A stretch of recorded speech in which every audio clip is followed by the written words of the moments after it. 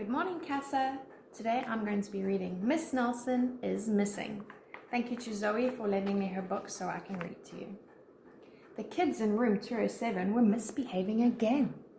Spitballs stuck to the ceiling, paper planes whizzed through the air. They were the worst behaved class in the whole school.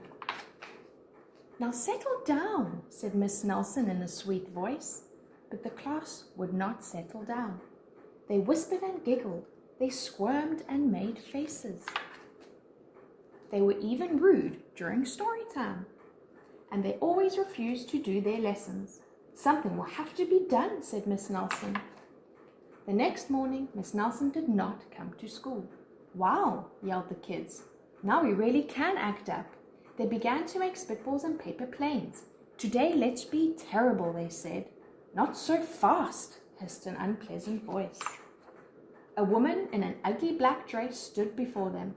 I am your new teacher, Miss Viola Swamp.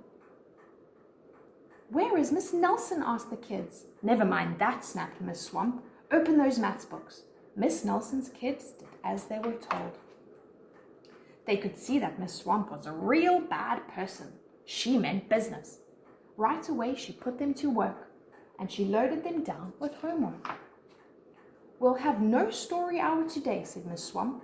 Keep your mouths closed, said Miss Swamp. Sit perfectly still, and if you misbehave, you'll be sorry, she said. The kids in room 207 had never worked so hard. Days went by, and there was no sign of Miss Nelson. The kids started to miss her. Maybe we should try and find her, they said. Some of them went to the police.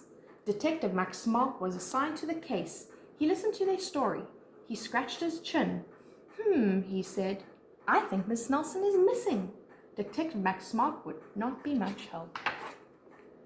Other kids went to Miss Nelson's house. The shades were tightly drawn and no one answered the door. In fact, the only person they did see was the wicked Miss Viola Swamp coming up the street. If she sees us, she'll give us more homework. They got away just in time. Maybe something terrible happened to Miss Nelson. Maybe she was gobbled up by a shark, said one of the kids, but that didn't seem likely. Maybe Miss Nelson went to Mars, said another kid, but that didn't seem likely either. I know, exclaimed one know-it-all. Maybe Miss Nelson's car was carried away by a swarm of angry butterflies, but that was the least likely of all.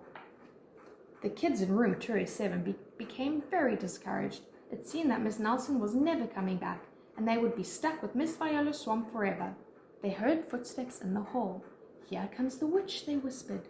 Hello, children, said someone in a sweet voice. It was Miss Nelson. Did you miss me, she asked. We certainly did, cried all the kids. Where were you? That's my little secret, said Miss Nelson. How about a story hour? Oh, yes, cried the kids. Miss Nelson noticed that story hour no one was rude or silly. What brought about this lovely change, she asked. That's our little secret, said the kids. Back home, Miss Nelson took off her coat and hung it in the closet, right next to an ugly black dress. When it was time for bed, she sang a little song. I'll never tell, she said to herself with a smile. P.S. Detective Max Mogg is working on a new case. He is now looking for Miss Viola Swamp. So it was the same teacher all along. Thank you.